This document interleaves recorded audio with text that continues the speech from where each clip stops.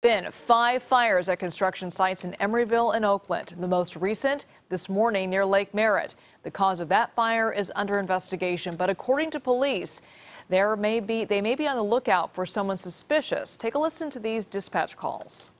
If anybody gets eyes on like a light complexion, male black, like mid-20s, he's got a German Shepherd on a leash with him.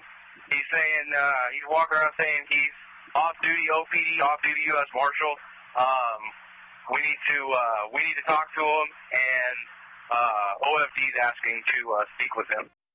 Well, that fire broke out early this morning at the corner of 23rd and Valdez Streets. KPIX 5's Andria Borba is there tonight. Andria? Well, Liz, between 700 and 900 Oakland residents have been temporarily, at least, displaced by this fire. City officials say it will be a matter of days and not weeks or months before they can get back into their home. Part of the problem is safety here at the fire scene, making it secure enough so investigators can get in and people can go home.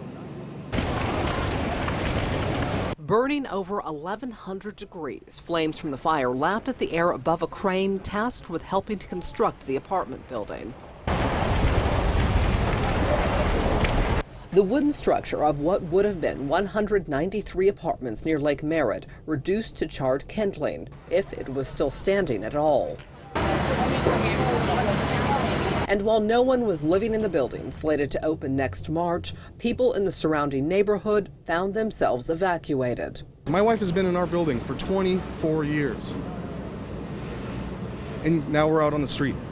We got to stay at a shelter tonight. Slowly, evacuees were escorted into their homes to grab essentials for at least a few days until the scene is deemed safe. Among those, Todd Williams' mom, who's lived here since 1968. My main concern was that, that structure was on fire and there was a crane right in the middle of it that looked like it was getting ready to fall. Cal OSHA has since declared the singed crane safe, even after it was swinging wildly earlier. It and the scaffolding must be brought down before arson investigators can get inside the charred remains. The talk of the neighborhood was how familiar this scene was. Another East Bay housing project up in smoke before the first tenant could move in. It's kind of spooky when you don't know who's setting these structures on fire. This building, just FYI, didn't displace a single home. This was all parking lots.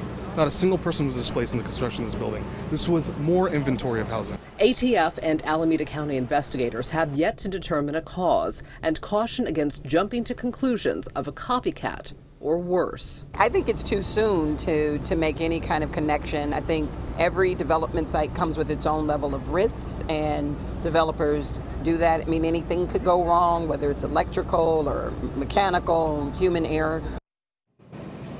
Now, just in the past few hours, heavy equipment has been brought down to the fire scene here. They will begin the process in the morning of picking apart that scaffolding and taking down that crane, making it safe for investigators to go in. Those investigators will start their investigation from the outside and work their way into the center of that building. We're told that people should be able to go home, hopefully in a few days. Also tomorrow, there will be X-ray equipment out here checking out the structural integrity of the building's foundation to see if it needs to be knocked down and start from scratch.